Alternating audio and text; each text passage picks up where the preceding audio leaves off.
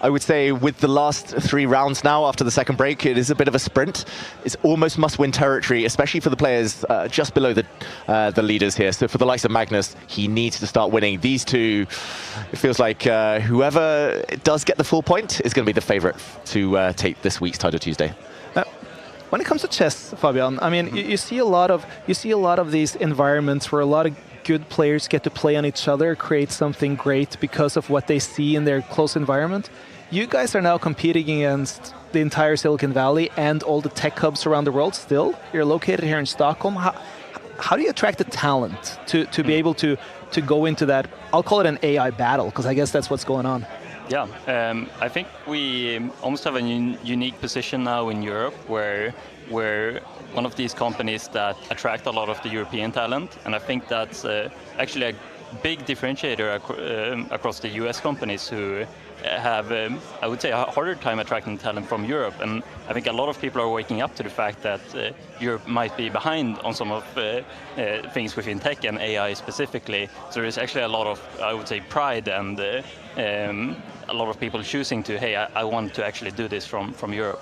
Do you feel Sweden is doing a good job of making things available for you guys and actually helping you in well, I mean, creating what hopes to be a superpower? I think, there's been these companies here in Sweden like Spotify and Klarna and so on that has imported a lot of talent. So I think that has created kind of a base for us to be able to build a strong technical team with a mix from people locally here in Stockholm, which wouldn't have been possible without these other companies that came before us. So that's a great asset for us. How do you feel Hikaru has gotten out of this opening here, David? Yeah, it's very early days. It's all maneuvering so far. We've seen 0 punches, jabs. Nobody's back is on the ropes here. It's just, yeah, very quiet start to this game. It feels like Hikaru just wants to stabilize, draw it out, maybe play on the clock a bit later.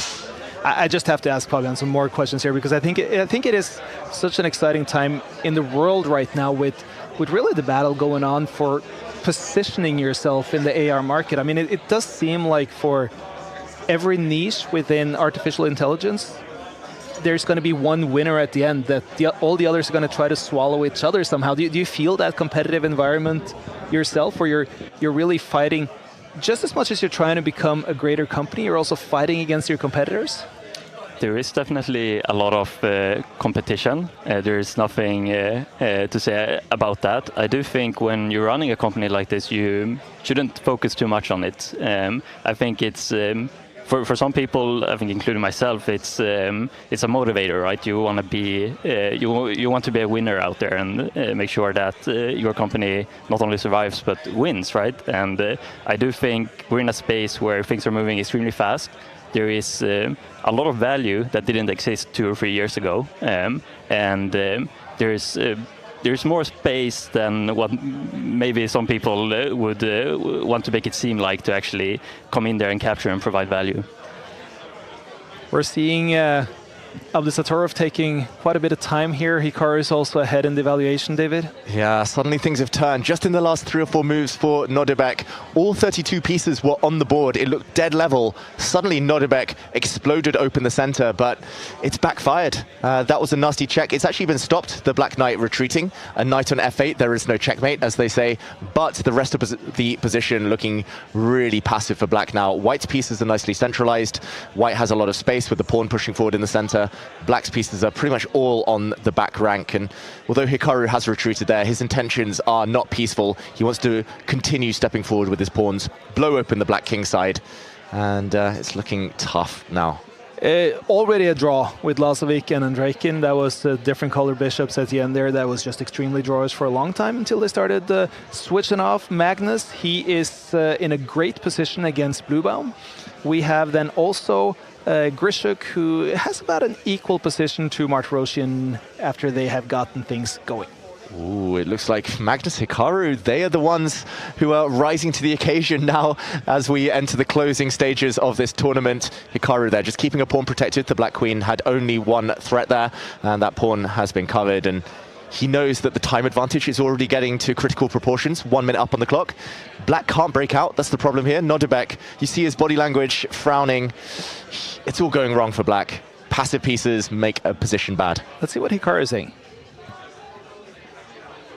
Nah, it still seems we have some technical problems with Hikaru Nakamura today, but it's ironic, isn't it? I mean, we have these tournaments, we have 400 of the best GMs in the world usually playing this tournament.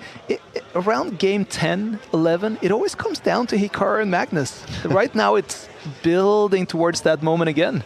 I was about to ask. You asked me about competition. How does it look in the chess scene here? I know enough to know that Hikaru and Magnus are the two, maybe the strongest one, especially in faster clock speeds, right? I think that is a good summary. And I mean, it's just so funny when you have these tournaments and a game that looks to be really, really objectively even from get-goes, and then still these two fight it out at the end, David. Exactly. It's like one of my favorite films, The Usual Suspects.